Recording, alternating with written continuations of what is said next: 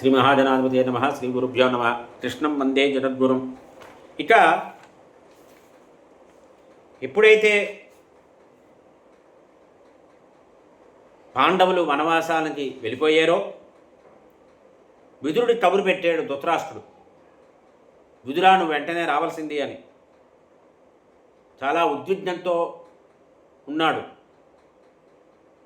మనసు పరిపరి విధాలుగా ఆలోచిస్తోంది. వెంటనే విదురుడు వచ్చాడు.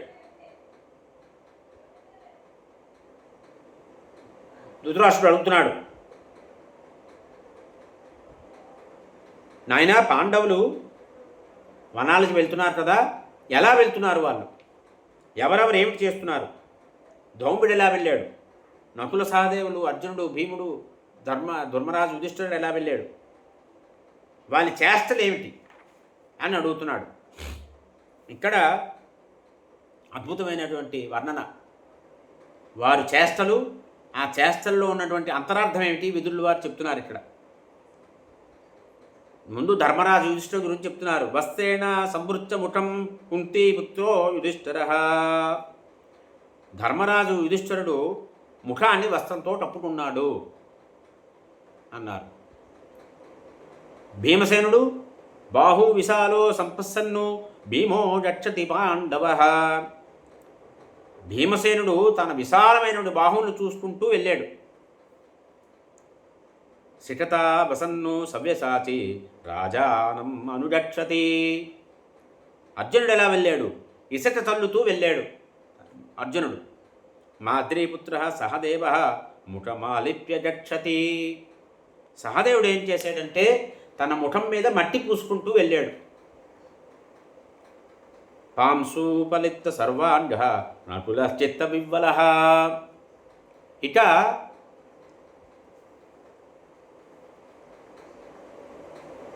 నకులుడు ఏం చేశాడు అంటే, నకులుడు చాలా అందగాడు. నకులుడు,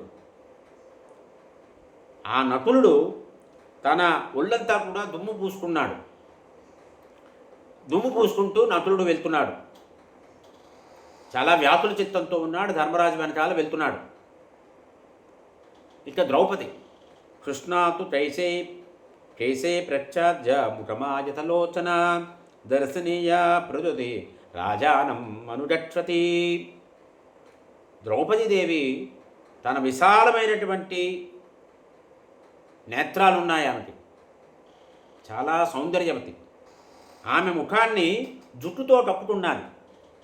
ముఖాన్ని జుట్టుతో కప్పుకొని విలపిస్తూ ధర్మరాజు వెనకాల వెళ్ళింది.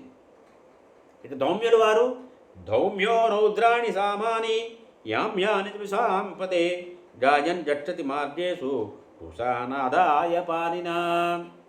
ధౌమ్యుడు దర్భల చేత్తో పట్టుకున్నాడు. రుద్రుడికి యమధర్మరాజుకి సంబంధించినటువంటి సామవేద భాగాల్ని, మంత్రాల్ని గానం చేస్తూ, సామగానం చేస్తూ వెళ్తున్నాడు. ఇది విన్నాడు ధృతరాష్ట్రుడు. విని, నాయనా విదురా, పాండవులు వివిధ చేష్టలు చేస్తూ వివిధ భంగిమలతో ఇలా వెళ్ళారు కదా, ఈ చేష్టల్లో ఉన్నటువంటి ఆంతర్యం ఏమిటి, అంతరార్థం ఏమిటి చెప్పవలసింది అని చెప్పి అడిగాడు. అప్పుడు విదురుడు చెప్తున్నాడు, ఈ ధర్మరాజు నీ కుమారులు అవినీతి మార్గంలో, అధర్మ మార్గంలో తన సంపదనంతటినీ కూడా హరించారు. మోసం చేసి రాజ్యాన్ని అపహరించారు, సంపాదించారు. అయినప్పటికీ కూడా ధర్మరాజు మాత్రం తన ధర్మ దృష్టిని ఎప్పుడూ కూడా వదిలిపెట్టలేదు. ధర్మాన్ని ఎప్పుడూ కూడా అతిక్రమించలేదు అని.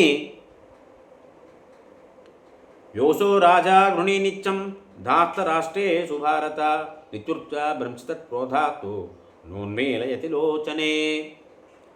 ఈ ధర్మరాజు ఎప్పుడూ కూడా నీ కొడుకుల మీద దయాదృష్టి కలవాడు. అటువంటి వాడు ఇవాళ మోసం చేత నీ కొడుకుల ద్వారా రాజ్యాన్ని పోగొట్టుకున్నాడు.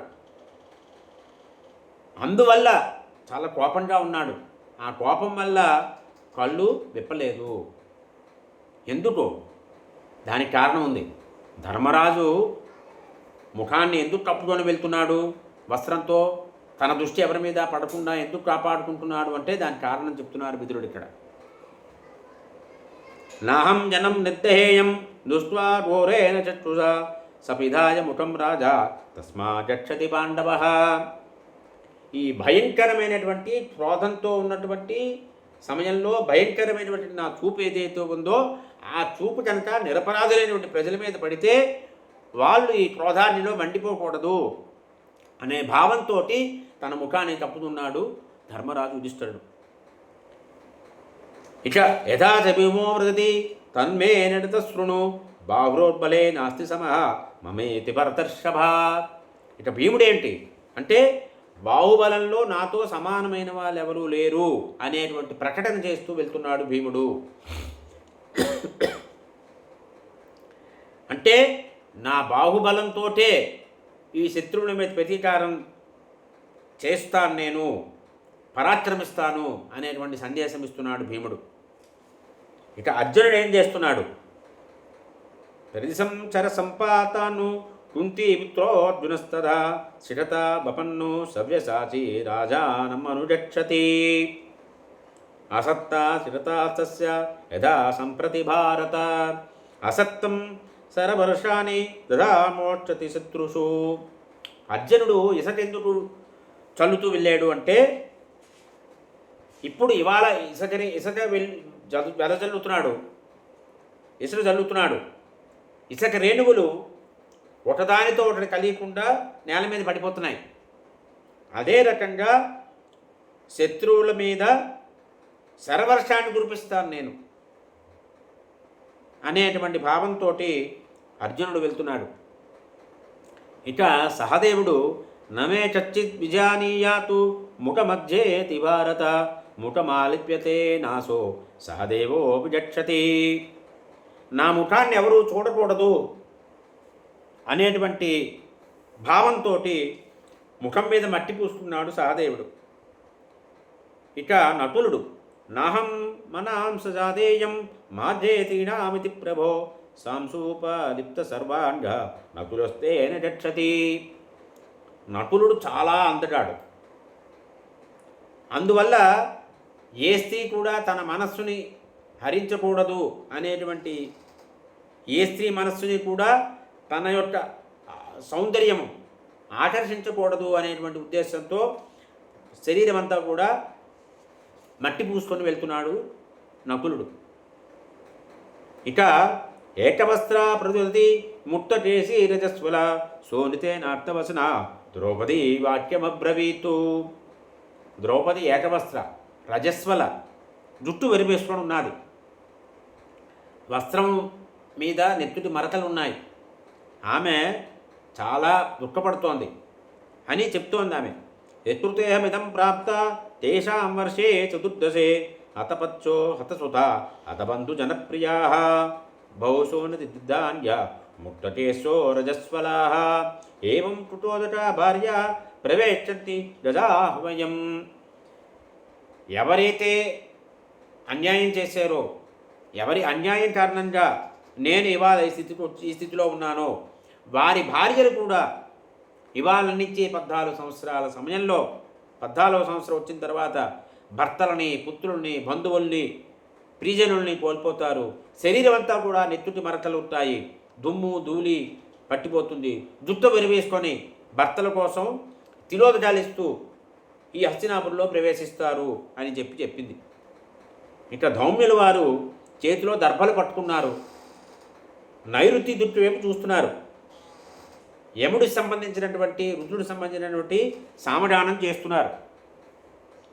అంటే రేపు 14 సంవత్సరాల తరువాత యుద్ధంలో కౌరవులు మరణిస్తే వారి యొక్క గురువులు, పురోహితులు కూడా ఈ విధంగానే సామగానం చేస్తూ నడుస్తారు అని సూచించారు. ఈ రకంగా పాండవుల యొక్క చేష్టలు, ఆ చేష్టల్లో ఉన్నటువంటి ఆంతర్యము గురించి వివరంగా చెప్పారు విదురుల వారు ధృతరాష్ట్రుడికి. స్వస్తి.